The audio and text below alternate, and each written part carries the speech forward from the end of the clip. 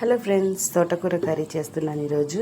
దీనికోసము తోటకూరను ముందుగా నేను సాల్ట్ వేసి వాటర్లో వాష్ చేసి ఇలా వాటర్ వేసుకొని పెట్టుకున్నాను.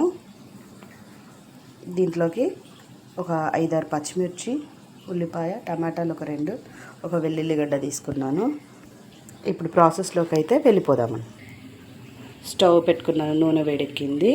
దీంట్లోకి తాలింపు వేసుకుంటున్నాను. పచ్చిమిర్చి వేసుకుంటున్నాం.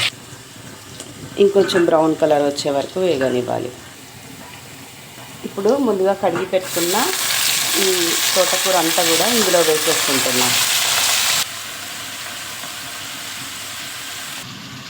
ఫ్రెండ్స్, ఇప్పుడు సాల్ట్ నేను ఇదంతా మిక్స్ చేసుకోవట్లేదండి. ఇది టిప్. ఇది పైనుంచే వేసి మూత పెట్టేసి కాసేపు అలా వదిలేస్తే చక్కగా ఉడికిపోతుంది. అయితే మనము సాల్ట్ మాత్రం ఆకుకూరలో అన్నిట్లో తోటకూరలో చూసుకొని వేసుకోవాలంటూ ఉంటారు. సో దీన్ని పైనుంచి ఇలా సాల్ట్ వేసుకున్నాను.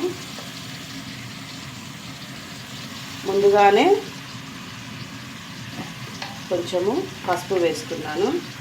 ఒక 4 పచ్చిమిర్చీలు తీసుకున్నాను కాబట్టి కారం ఒక 1/2 స్పూన్ అంతా వేసుకొని దీన్ని ఇప్పుడు ఇలానే మూత పెట్టేసి కొంచెం స్టవ్ తగ్గించి అలా సిమ్మర్లోనే ఒక 5 to 5 minutes అలా ఉడకనిచ్చేస్తే దగ్గరికి అయిపోతుంది.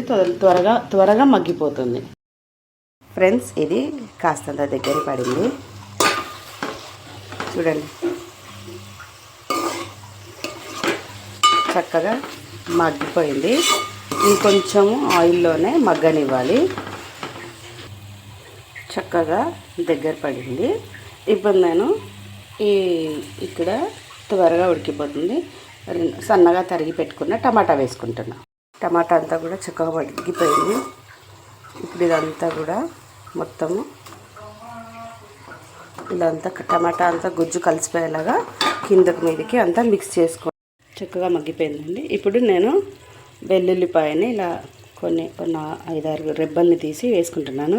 ఒక టిప్ అండి, ఏంటి అంటే వెల్లుల్లిపాయని మనము ఎక్కువగా వాడడం వల్ల ఏంటంటే మనకు బాడీలో కొలెస్ట్రాల్ లెవెల్ తగ్గించడము, అట్లనే బ్లడ్ ప్రెషర్ అన్నది కూడా మంచి కంట్రోల్డ్గా తక్కువగా ఉంచుతుంది.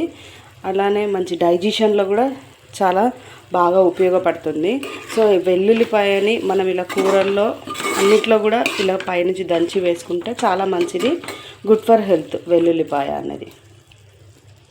అంతే అండి. ఇక 2 నిమిషాలు ఉంచుకొనేసి కూర ఆఫ్ చేయడమే. హోప్ నేను చేసిన విధానం మీకు నచ్చినట్లయితే ఒక like, subscribe my channel. Thank you for watching.